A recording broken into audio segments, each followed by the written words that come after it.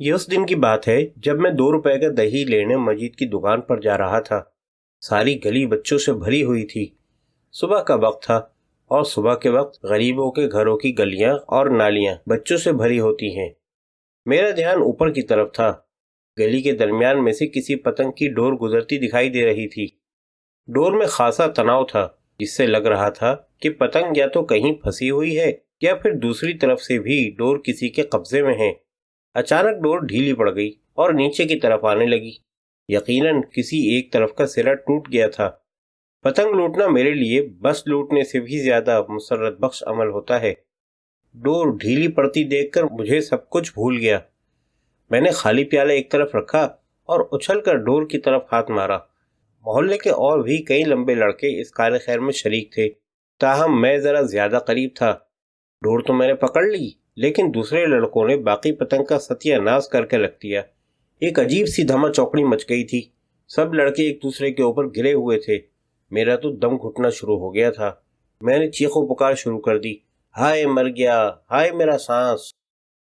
میری حیرت کی انتہا نہ رہی جب میری آواز کے جواب میں فوراً ہی تمام لڑکے اٹھ کھڑے ہوئے اور ادھر ادھر ہو گئے۔ پہلی بار اپنی اتنی عزت ہوتی دیکھ کر میری آنکھوں کے آگے اندھیرا آ گیا۔ کہیں میں کوئی خواب تو نہیں دیکھ رہا، میں نے سوچا۔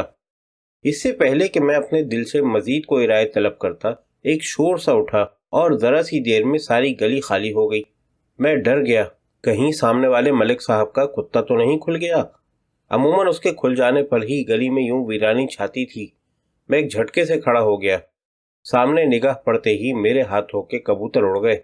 میرے سامنے ایک بڑی سی گاڑی کھڑی تھی اور 3 پولیس والے کھا جانے والی نظروں سے مجھے گھور رہے تھے۔ ان کے برابر میں ایک نہایت خوبصورت لڑکی غصے سے مجھے دیکھ رہی تھی۔ لڑکی نے نیلے رنگ کا کرتا اور چوڑی دار پاجامہ پہن رکھا تھا۔ ہاتھوں میں سونے کی چوڑیاں تھیں اور خصے میں انتہائی نازک پیر پھنسائے ہوئے تھے۔ گاڑی اور لڑکی اتنی خوبصورت تھیں کہ میں ایک لمحے میں سمجھ گیا کہ ان دونوں کا پولیس سے کوئی تعلق نہیں۔ یہی ہے جی، لڑکی نے اتنے یقین اور خوبصورتی سے کہا کہ مجھے لگا جیسے واقعی میں ہی ہوں۔ لڑکی کا جملہ سنتے ہی تھانے دار نے اشارہ کیا اور 2 پولیس والوں نے تیزی سے مجھے جکڑ لیا۔ میں ان کے ہاتھوں میں کسمسانے لگا کہ کیا کیا ہے میں نے؟ میری مریض سی آواز نکلی۔ تجھے تھانے چل کے بتاتے ہیں، گنجے دوزخی۔ ایک کانسٹیبل نے میری ٹینٹ پر زوردار تھپڑ مارا۔ تھپڑ کی آواز اتنی تیز تھی کہ جو عورتیں ادھ کھلے دروازوں سے باہر جھانک رہی تھیں ان کی بے اختیار ہنسی نکل گئی۔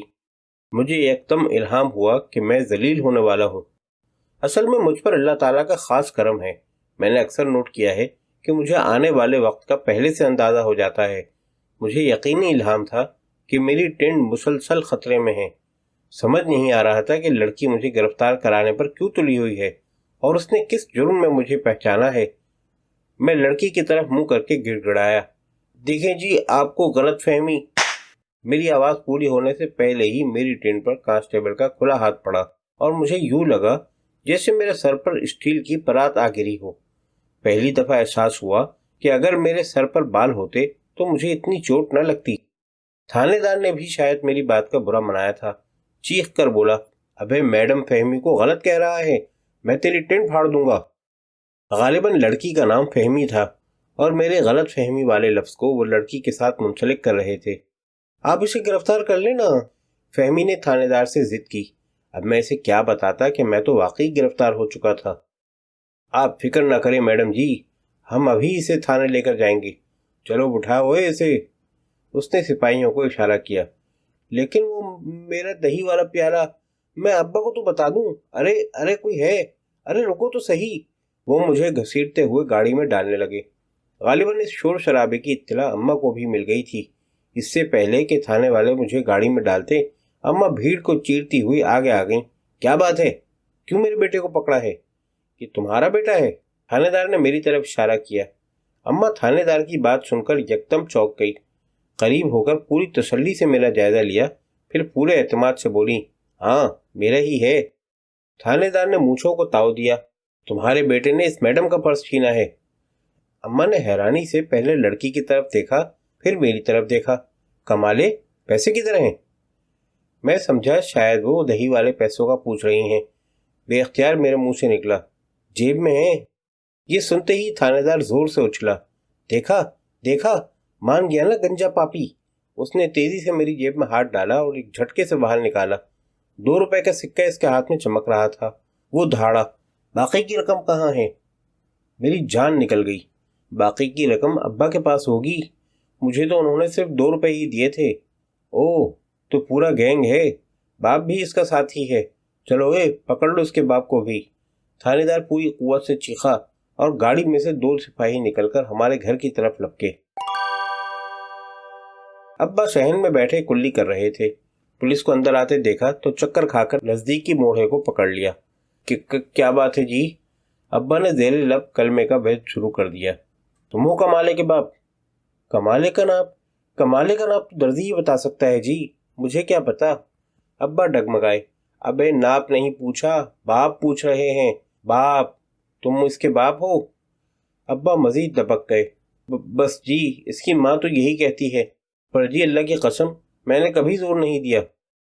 سپاہیوں کے لیے اتنا ہی کافی تھا۔ انہوں نے ڈولی ڈنڈا کرتے ہوئے ابا کو اٹھایا۔ ابا کو گدگدی ہوئی اور ان کے قہقہے نکل گئے۔ ابے چھوڑ، ہائی مر گیا، ابے نہ ہنسا، ابے مر جاؤں گا۔ لیکن سپاہیوں نے ان کی ایک نہ سنی اور لا کر تھانے دار کے سامنے کھڑا کر دیا۔ ابا نے پوری کوشش کی کہ تن کر کھڑے ہو سکیں، لیکن تھانے دار کی آنکھوں سے آنکھیں ملتے ہی ان کا وعلیکم السلام نکل گیا۔ تھانے دار نے گھور کر ابا کو دیکھا۔ تو تم ہو اس گروہ کی سرغنہ؟ سغرا؟ کون سغرا جی؟ اللہ پاک کی قسم میں کسی سغرا کو نہیں جانتا، میں نے تو اسے تصویریں بھی واپس کر دی تھیں۔ ابا نے تھانے دار اور اماں کے آگے ہاتھ جوڑے۔ یہ اونچا سنتا ہے کیا؟ تھانے دار نے اماں سے پوچھا۔ اماں نے گھبرا کر اس بات میں سر ہلا دیا۔ میں گاڑی کے اندر 2 سپاہیوں کے درمیان سینڈوچ بنا بیٹھا تھا۔ ابے پرس کہاں ہے؟ تھانے دار پھر دھاڑا۔ چرس؟ نہیں جی، میں چرس نہیں پیتا، آپ کو غلط مخبری ہوئی ہے۔ ابا مزید گھگیائے۔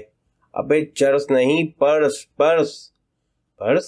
مگر اللہ کی قسم جی، میں تو پرس رکھتا ہی نہیں، میں تو سارے پیسے شلوکے میں رکھتا ہوں۔ سلوکا؟ وہ کیا ہوتا ہے؟ سر جی مجھے پتا ہے، ایک سپاہی جلدی سے بولا۔ سلوکا مردوں کی شمیز ہوتی ہے جی۔ تھانے دار نے کچھ لمحے اس کی بات پر غور کیا، پھر ابا کی بغلوں میں ڈنڈا چبوتے ہوئے بولا، کہاں ہے اوے تیرا سلوکا؟ جناب میں نے اس وقت سلوکا ہی پہن رکھا ہے، ابا نے انکشاف کیا، اور یہ سنتے ہی پولیس والے یکدم چوکنے ہو گئے۔ تھانے دار نے چیتے کی سی پھرتی سے ابا کے سلوکے کی جیب میں ہاتھ مارا۔ اندر سے کاغذوں کی کھڑکڑاہٹ سن کر اس کی آنکھوں میں چمک ابھر آئی۔ اس نے تیزی سے ہاتھ باہر نکالا اور ارد گرد کھڑے محلے والوں کی دبی دبی ہنسی نکل گئی۔ ان کے ہاتھ میں بجلی اور پانی کے بل کھڑکھڑا رہے تھے۔ لے چلو ان دونوں کو، تھانے دار نے فیصلہ کن لہجے میں کہا اور خود گاڑی کی اگلی سیٹ کی طرف بڑھ گیا۔ یہ کیسا اندھیر ہے، بلا وجہ کیوں لیے جا رہے ہو ان کو؟ اماں نے دہائی دی۔ میں نے زندگی میں پہلی بار انہیں ابا کے حق میں آواز اٹھاتے دیکھا، لیکن تھانے دار نے ایک نہ سنی۔ محلے والے بڑے اشتیاق سے یہ ڈرامہ دیکھ رہے تھے۔ مجال ہے جو کسی نے آگے آ کر مجھے بچانے کی کوشش کی ہو۔ اصل میں ہمارے محلے میں کافی عرصے بعد پولیس کا آنا ہوا تھا۔ چھوٹے محلے والوں کے لیے ایسے مناظر ہالی ووڈ کی فلموں سے بھی زیادہ پسندیدہ ہوتے ہیں۔ گاڑی میں ابا کو میرے ساتھ بٹھا دیا گیا۔ مجھ پر نظر پڑتے ہی ان کا چہرہ غصے سے سبز ہو گیا۔ یہ سب تیرا کیا دھرا ہے۔ ابا میں نے تو کچھ نہیں کیا، میں تو حیران ہوں کہ کیا کہا؟ میں حیوان ہوں؟ ابے شرم نہیں آتی باپ کو حیوان کہتے ہوئے؟ ابا مزید گرم ہونے لگے تھے کہ ایک سپاہی نے کڑک کر انہیں چپ کرا دیا اور وہ برا سا منہ بنا کر خاموش ہو گئے۔